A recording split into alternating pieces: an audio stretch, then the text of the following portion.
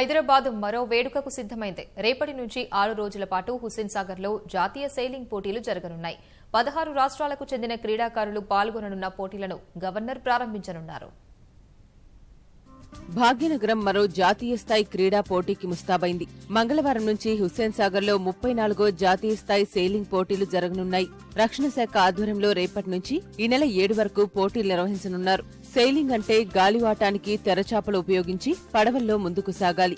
ఇందులో మిషన్లు, మోటార్లు ఏమీ ఉండవు. క్రీడాకారులు వాళ్ల నైపుణ్యాన్ని ఉపయోగించి పోటీల్లో గెలవాల్సి ఉంటుంది. 16 రాష్ట్రాలకు చెందిన బోటింగ్ క్లబ్స్ నుంచి సెయిలింగ్ క్రీడాకారులు పాల్గొంటున్నారు. హైదరాబాద్లోని 4 సెయిలింగ్ క్లబ్స్ నుంచి కూడా క్రీడాకారులు పోటీ పడుతున్నారు.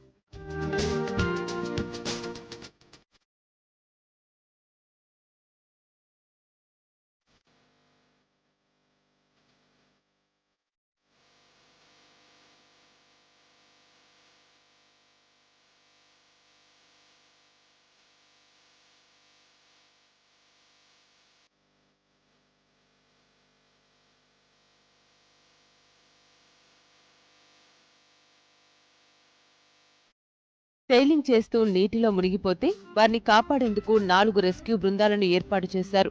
ఈ పోటీల్లో పాల్గొనేందుకు ఇప్పటి వరకు 175 మంది నుంచి ఎంట్రీలు వచ్చాయని నిర్వాహకులు తెలిపారు. వయస్సు, బరువుని బట్టి 8 కేటగిరీలుగా పోటీలు నిర్వహించనున్నట్లు వెల్లడించారు.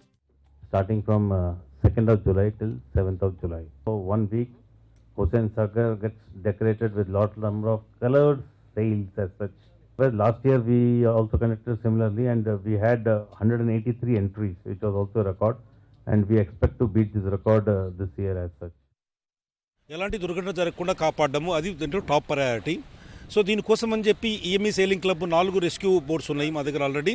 అది కాకుండా ఆర్మీ ఫార్మేషన్స్ నుంచి కూడా రెస్క్యూ టీమ్స్, రెస్క్యూ బోట్స్ పెట్టాము. అదేవిధంగా తెలంగాణ స్పోర్ట్స్ అథారిటీ వాళ్ళు, అదేవిధంగా సికింద్రాబాద్ సైలింగ్ క్లబ్ వాళ్ళు, వీళ్ళందరూ కూడా వాళ్ళ రెస్క్యూ బోట్స్ని ఇక్కడ పెట్టారు.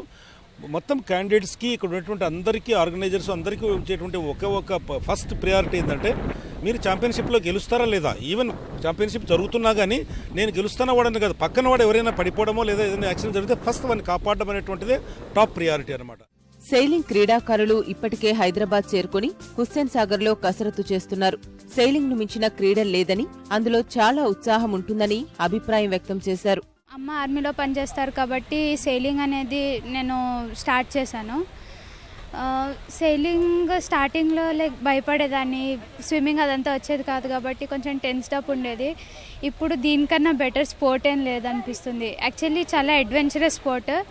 ప్రతి ఒక్కళ్ళు లైఫ్లో ఎక్స్పీరియన్స్ చేయాల్సిన ఒక ఇది అయితే ఇప్పుడు మనం ట్యాగ్ కొట్టేటప్పుడైనా, జైబ్ కొట్టేటప్పుడైనా కొంచెం కేర్ఫుల్లీ మనం బోట్ నడపాలి.